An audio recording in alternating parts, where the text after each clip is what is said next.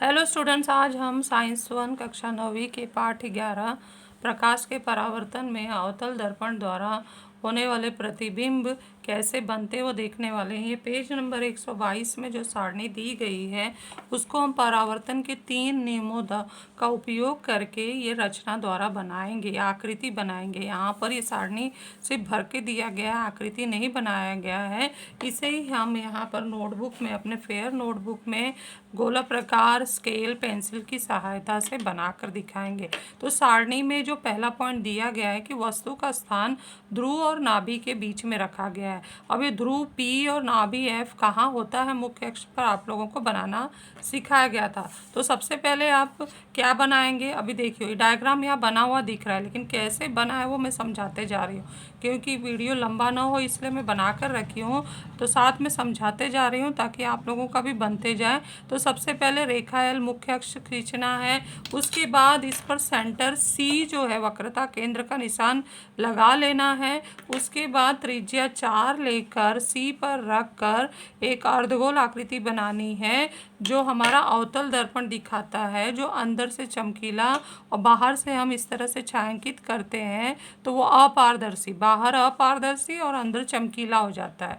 अब हमें 3 बिंदु यहाँ दर्शाना है। C तो हम दर्शा लिए हैं, अवतल दर्पण जहाँ मुख्य अक्ष पर काट रहा है उसे P ध्रुव दर्शाएंगे, और C और P 4 है, उसका स्केल से हम 2 सेंटीमीटर नाप लेते हैं, 2 सेंटीमीटर पे निशान लगा देते हैं यहाँ पर, तो वो बिंदु हमारा हो जाता है F। तो हर बार आपको मुख्य अक्ष खींचकर CFP बना लेना है। तो ये मैं बार बार नहीं बोलूँगी, आप लोगों को याद रहना चाहिए। यहाँ एक बार समझा दी हो, नहीं तो हर बार बोलूँगी। हमें ऐसे 7 आकृतियाँ बनाना है तो वीडियो काफ़ी लंबा हो जाएगा। तो एक बार बोल दूँगी, मुख्य अक्ष खींचो और CFP अवतल दर्पण बना लो। तो आप लोगों को झट से यही क्रिया कर लेना है जैसे अभी बताया गया। इसके बाद हमें वस्तु रखना है ध्रुव और नाभि के बीच में। तो ये देखिए छोटा सा जो हमारा वस्तु है, ऊपर एरो की तरह है, AB लिखा गया है, एरो ऊपर की तरह। तो वो वस्तु हमें यहाँ रखा हुआ दिखाई दे रहा है। कहाँ, किसके बीच में है, F और P के बीच में छोटा वस्तु रखा गया। अब वस्तु से निकलने वाली हम जो 3 नियम पढ़े हैं प्रकाश का परावर्तन का, कि मुख्य अक्ष के समांतर आने वाली किरणें परावर्तन के बाद मुख्य नाभि से होकर जाती हैं, और तीसरा नियम है वक्रता केंद्र से आने वाली किरणें जो हैं परावर्तन के बाद वक्रता केंद्र से ही जाती हैं। इन 2 नियमों का, 3 नियमों से कम 2 नियमों का उपयोग करके हमें प्रतिबिंब बनाना है। तो यहाँ पर जो प्रतिबिंब बना है पहले और तीसरे का नियम उपयोग किया गया।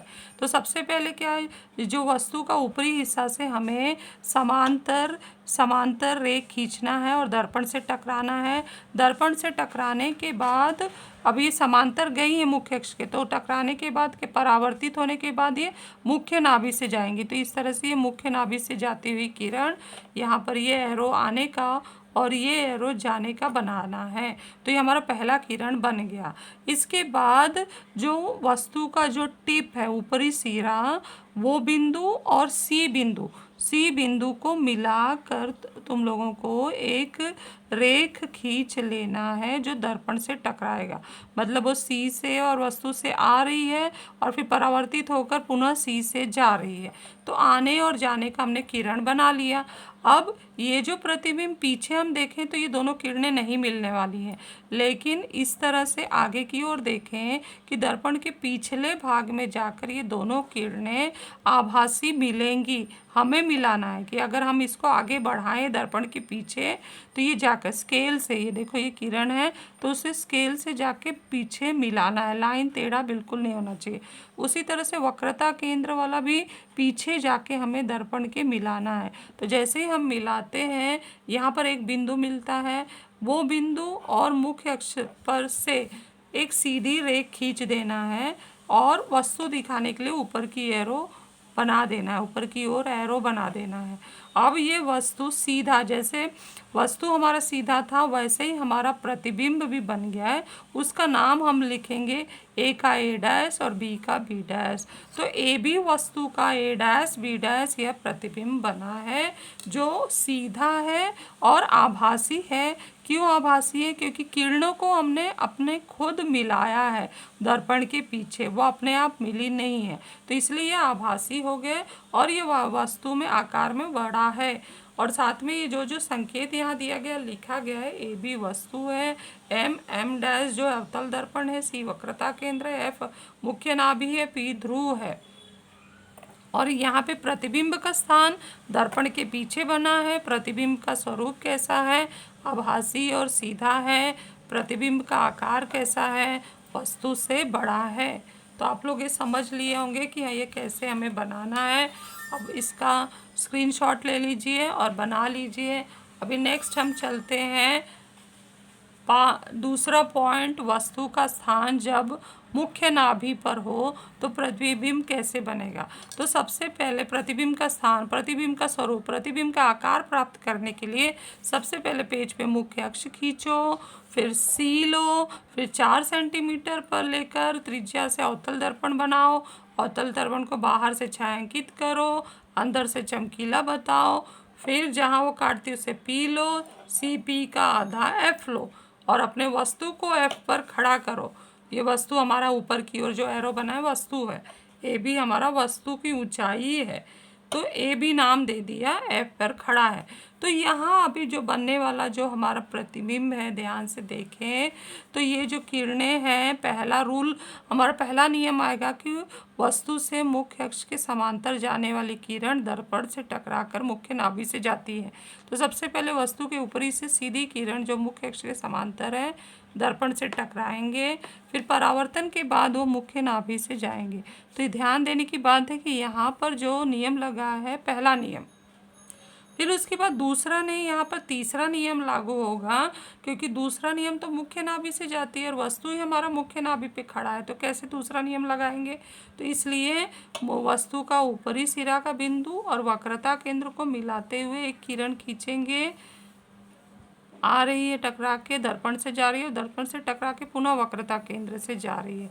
तो ये किरण आने का और किरण जाने का, उसी तरह से पहले वाले में ये आने का और ये जाने का किरण जरूर बनाना है, क्योंकि नाम ही है किरणाकृति।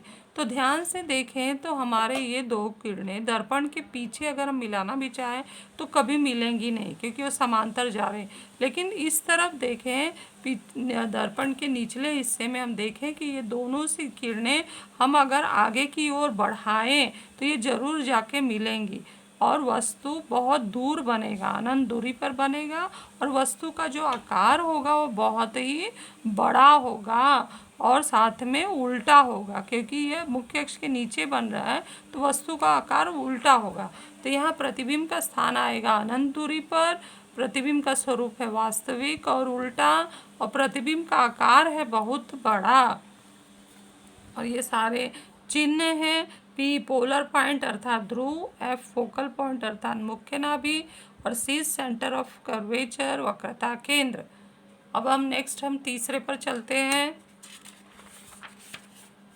तीसरा है वस्तु का स्थान वक्रता केंद्र और नाभि सी और एफ के बीच में हो तो प्रतिबिंब का स्थान, प्रतिबिंब का स्वरूप, प्रतिबिंब का आकार प्राप्त करो। तो सबसे पहले आप लोगों को क्या करना है, मुख्य अक्ष खींचना है, सी बिंदु पर 4 सेंटीमीटर त्रिज्या लेकर अवतल दर्पण बनाना है। फिर जैसे ही दर्पण आ गया पी पॉइंट प्राप्त करना है, सी पी का आधा एफ लेना है। और अब वस्तु कहाँ है, सी और एफ के बीच में, ये सी है और ये एफ है, सी और एफ के बीच में हमने वस्तु को खड़ा कर दिया, ए बी नाम दे दिया। अब यहाँ से कौन सी दो किरणें जाएंगी, एक तो पहला नियम लागू होगा और दूसरा नियम। यहाँ पे इस डायग्राम में तीसरा नियम नहीं लगाया गया है, तो हमें कोई दो नियम लगाना है, तो तीसरे नियम न लगाकर हमने पहला और दूसरा नियम लगाया। पहला नियम हम कैसे लगाए हैं, मुख्य जो वस्तु का ऊपरी सिरा से मुख्य अक्ष के समांतर किरण खींचे, दर्पण से टकराए, दर्पण से टकराने के बाद वो मुख्य नाभि से जाती है, ये किरण ले गए मुख्य नाभि से। उसके बाद दूसरा, ये एरो पे ध्यान देना, आने का और ये जाने का। अब दूसरा हमने क्या, वस्तु के ऊपरी सिरे से हमने किरण मुख्य नाभि से ले गए हैं। दूसरा नियम क्या है कि मुख्य नाभि से जाने वाली किरण परावर्तन के बाद, ये देखो ये वस्तु का ऊपरी सिरा है, हमें कोई दो बिंदु से मिलाते हुए किरण खींचना है। तो ये ऊपरी सिरा और ये बिंदु मिलाते हुए हमने किरण खींचा, दर्पण से टकराया और फिर परावर्तन के बाद मुख्य अक्ष के समांतर जाती है। फिर ये दोनों किरणें आके यहाँ मिल रही हैं।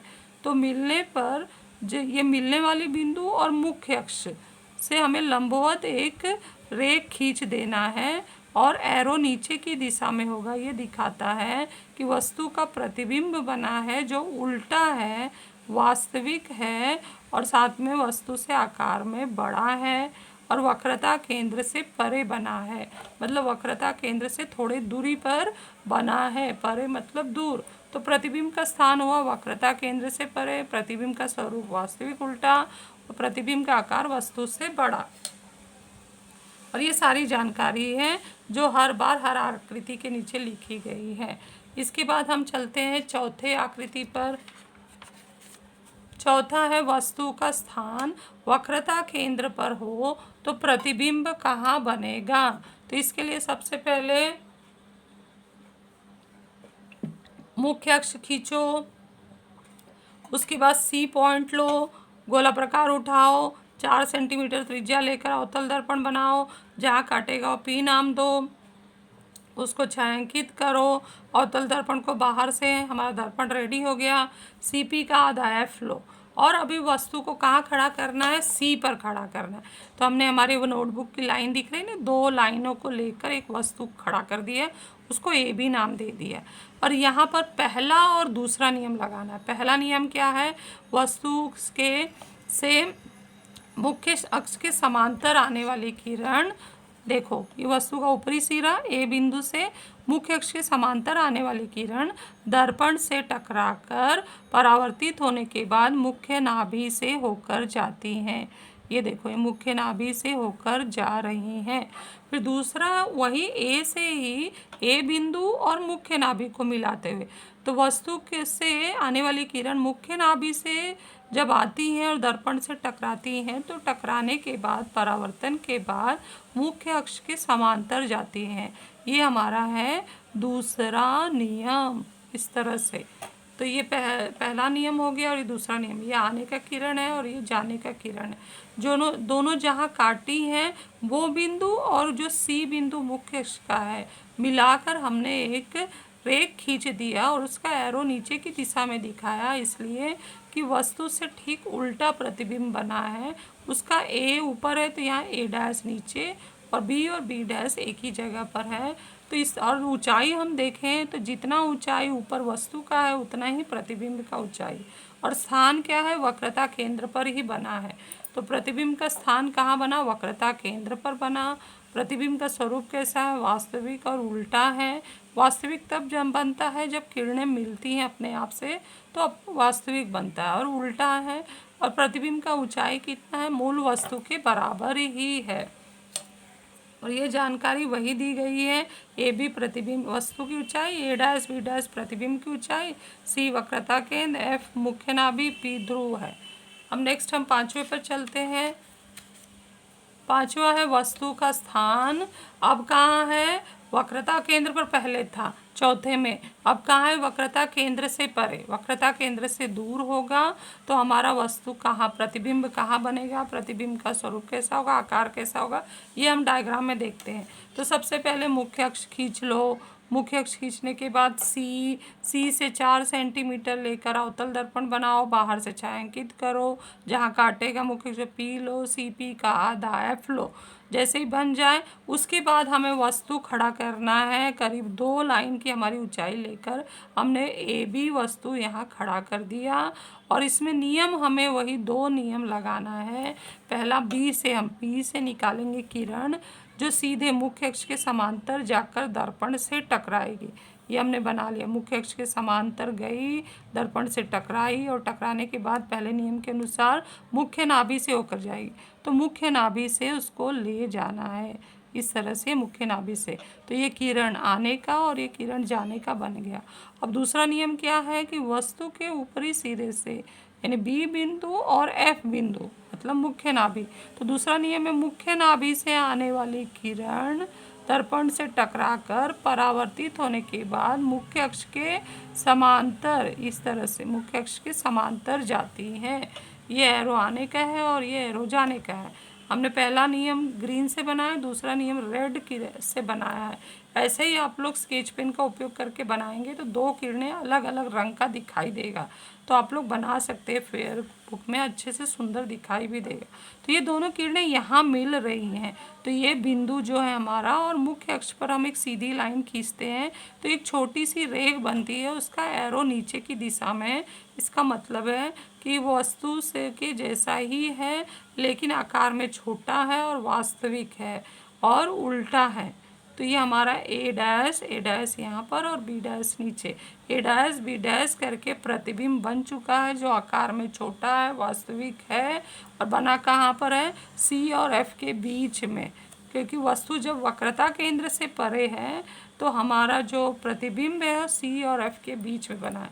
तो ये सारा पॉइंट जो यहाँ लिखा गया है इसको देख के लिखा गया है। प्रतिबिंब का स्थान सी और एफ के बीच में, वक्रता केंद्र और नाभि के बीच में। प्रतिबिंब का स्वरूप वास्तविक और उल्टा। प्रतिबिंब का आकार जो है वस्तु से छोटा है। और ये सारी जानकारी जो हम पहले देखे थे वही चीज़ लिखा गया है। अब हम छठवां चलते हैं।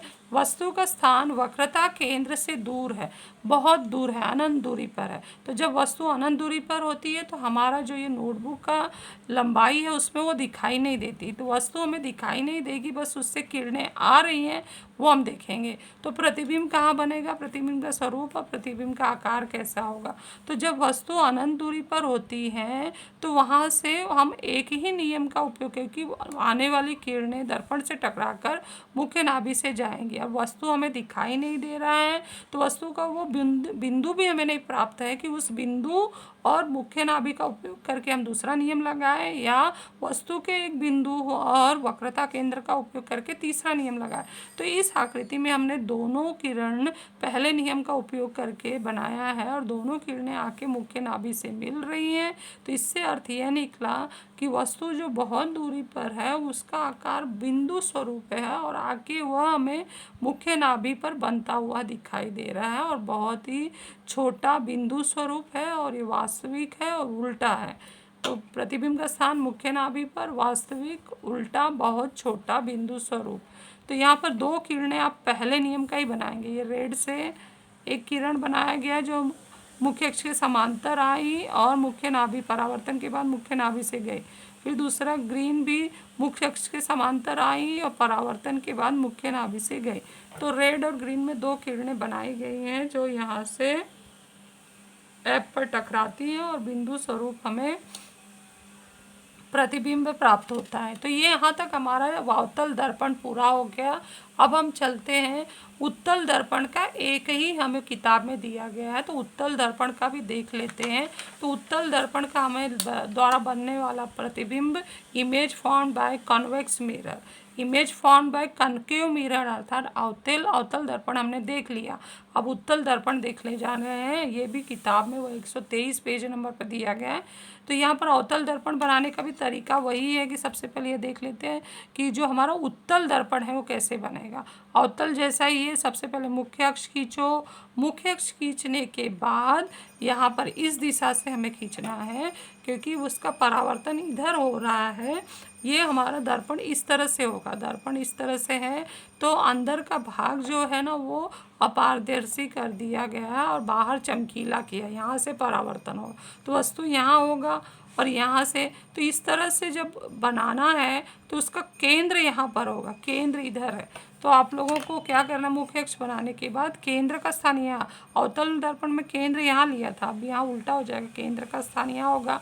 तो आपको गोला प्रकार में 4 सेंटीमीटर नाप कर जो है एक गोल अर्धगोल बना लेना है। वो अर्धगोल जहाँ मुख्य अक्ष को काटेगा उसे पी बिंदु नाम देना है और सी पी का आधा एफ ले लेना है। तो सी एफ पी दर्शा दिया। जब ये अर्धगोल बना लेंगे तो इसको अंदर की ओर ध्यान देना, इधर नहीं, बाहर की ओर नहीं, अंदर की ओर छायांकित करना है। जैसे अंदर की ओर छायांकित करेंगे, अंदर की ओर, बाहर से चमकीला होता है उत्तल दर्पण, तो अंदर की ओर छायांकित कर दिए तो ये हमारा उत्तल दर्पण तैयार हो गया। और यहाँ पर हम लिखेंगे एम और एम डैश, उत्तल दर्पण का नाम लिख दिए। और उसके बाद हम जो है वस्तु रखेंगे। वस्तु हमारा कहाँ है? दर्पण के सामने। ये दर्पण है, दर्पण के सामने। ये दर्पण का चमकीला भाग है और ये दर्पण का अचमकीला अपारदर्शी, जहाँ से वो चमकता नहीं, वो भाग है। तो वस्तु हमने खड़ा कर दिया है दर्पण के सामने। अब दर्पण के सामने खड़ा किया है तो यहाँ पर दो नियम हम लगा रहे हैं, पहला और तीसरा नियम। ध्यान से देखें, इसमें एक ही आकृति बनाना है, लेकिन थोड़ा सा ध्यान हमें लगाना है, क्योंकि यहाँ जो प्रतिबिंब बनने वाला है वो अपने आप किरणें मिलती नहीं है। तो सबसे पहले वस्तु जो हमने ए बी खड़ा किया है, तो उसके ए बिंदु से, ऊपरी सिरे से हम मुख्य अक्ष के समांतर, मुख्य अक्ष के समांतर किरण ले जा रहे हैं, समांतर किरण ले जा रहे हैं, जो फिर परावर्तन के बाद मुख्य नाभि से जाएगी। तो मुख्य नाभि इस तरफ से है, तो हम क्या करेंगे? परावर्तित कर रहे हैं, तो ये ऊपर की ओर परावर्तित हुई, इधर परावर्तित हुई, और इधर डॉटेड लाइन से एफ को जोड़ना है। यानी परावर्तन होते समय हमें एफ बिंदु और ये जो किरण आई है, टकराई है दर्पण से, वो बिंदु, ये दो बिंदु पर ध्यान देना है।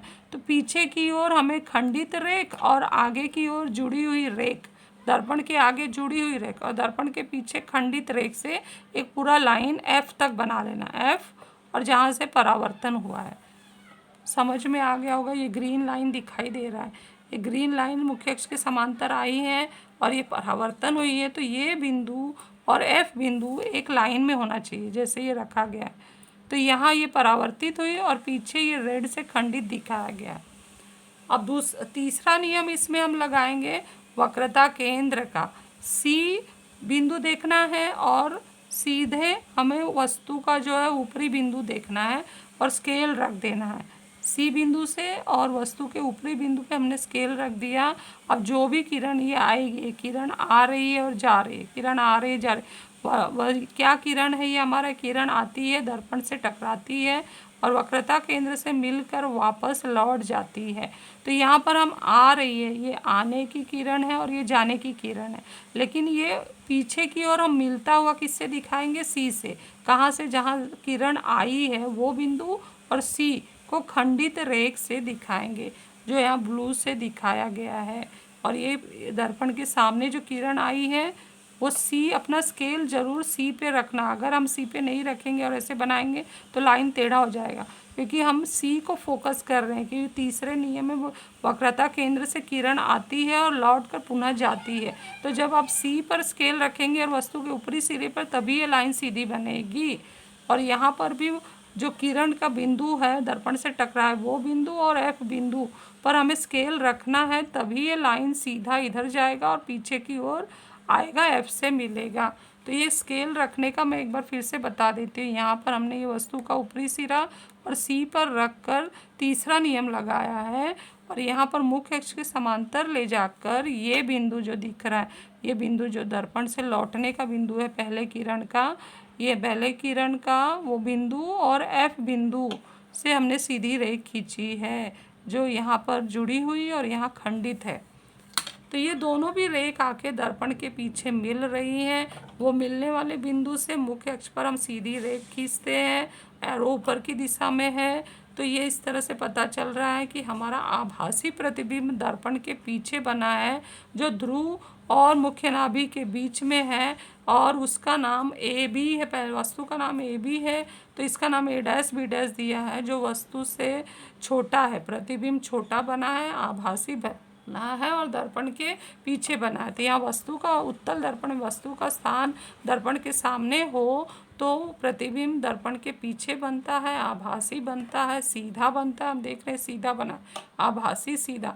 आभासी सीधा कब बनता है? जब हम किरणें अपने से नहीं मिलती है, किरणें यहाँ चली गई हैं, देखो मिल नहीं रही, लेकिन दर्पण के पीछे हम उसको स्केल से खंडित रेख से मिला रहे हैं, तो आभासी बनता है। आभासी सीधा और वस्तु से आकार में छोटा बना है, और ये सारी जानकारी दी गई है। तो इस तरह से आप लोग इसको अच्छे से बना लीजिए।